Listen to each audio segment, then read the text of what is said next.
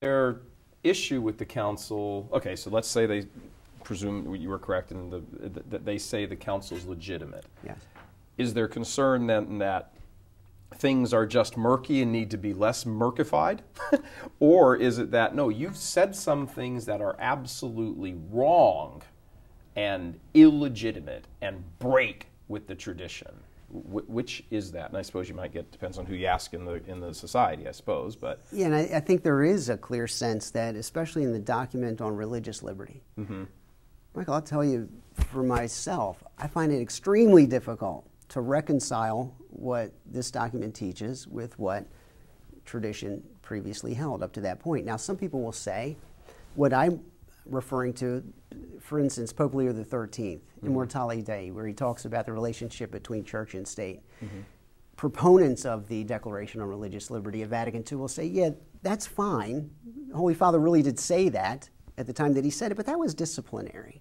And so therefore, the door was open for us to do something that is a break, because we weren't breaking with tradition, but with the specific situations that he was addressing at his particular time. They were historically nuanced. Well, if we can say that in this direction, we can say it in the other direction too. Right. We can say that Vatican Council II was speaking in more of a disciplinary sense. Okay. It wasn't attempting to put out doctrine, but rather to apply the doctrine of the church in a particular way that may not have been a good idea. Tell us very quickly, so people who don't know, what is the Vatican document on religious liberty, religious freedom? What is it? Dignitatis Humanae, and it's called the Declaration on Religious Liberty. And what is it, in thrust, in summary, what does it say? Well, it essentially says that it calls upon governments to make a constitutional right of religious freedom of expression, privately, but also in the public forum. That's where the breakdown happens. Which translates into what? Everybody has the right to practice freely in society and openly and espouse their beliefs, their religious beliefs, in the public square without any restraint whatsoever. What's wrong with that? That's America. Yeah, well, it is America because that's part of our Constitution. But the problem is, when we're talking about what's at stake here is the salvation of souls, that when somebody's propagating religious error, that can become an obstacle toward the common good, because the common good is ordered toward our ultimate fulfillment in Christ, our return to God the Father.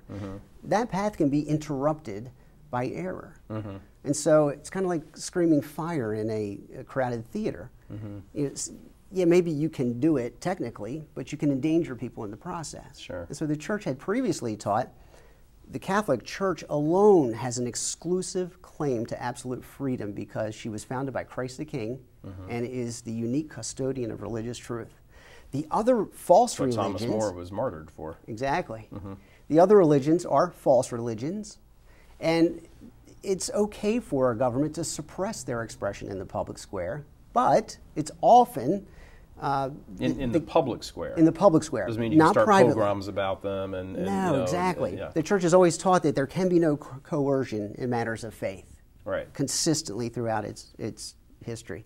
But the church says that those false religions in the public square and their practice can be tolerated if indeed that becomes a better service to the common good and to avert a greater evil. And that had been the church's operation all along. Now at Vatican II they said not only is it okay to tolerate them, you cannot suppress them ever, and that you shall make a constitutional right to religious freedom in the public square.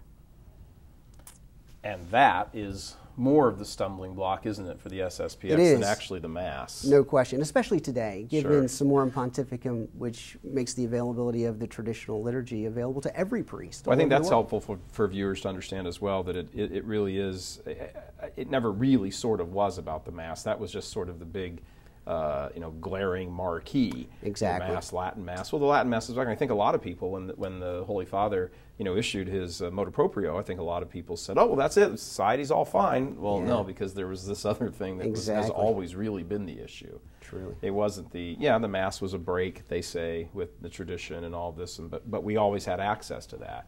Here, you've made a break with tradition where there is no access to what the tradition was, and that's the whole religious freedom thing, and that's been the big bailiwick right now that is still the bailiwick. Do you think that's what the really discussion is going on in Rome? Yeah, I do, and I think the implications of it are becoming more evident. This HHS mandate dust up. Look, we're in a position now where the bishops have called upon the Obama administration to honor the Constitution of the United States. Right. Give us the religious freedom to bow out of this mandate. So what do we do, Michael, if the Obama administration acquiesces and says, fine, we give up, you can have exactly the mandate, the conscience clause that you requested. What do the bishops say then? Thank you very much for doing the right thing. No, we're in a box. They're not doing the right thing. They're mandating something that is objectively immoral. Yeah. Okay, so and they're just giving the Catholics over here in the ghetto a little exception, so yeah, that everybody else still has to do this evil. Yeah, how can we possibly applaud a mandate to promote objectively evil things? We can't do that. Right. And I think the reason why that's related to religious liberty is because we're essentially saying that my religious practice is no better than the Muslim person's or the Buddhist. That's a lie. Right. That's not true. We've kind of brought Christ down to the point where he stands shoulder to shoulder with idols. And this is the fruit of it, where everyone's opinion is as valuable as anyone else, even in the moral sphere. And that's not correct. Well, there'll be a lot more coming down the road on this, we think, right? No question. You can come back on the show. I'd love to. Absolutely. Louis, thank you very much. It's great to be with you. Appreciate it. Louis Verrecchio, ladies and gentlemen, with the SSPX, all his research, all his information. I hope it's given you a lot to think about. And keep your eyes open. If you see SSPX and you start seeing the news stories come in, you probably will very soon. Now you have a little bit of background. That's it for this week. We thank you for tuning in, and we look forward to seeing you next week on the Roman Forum. God bless you.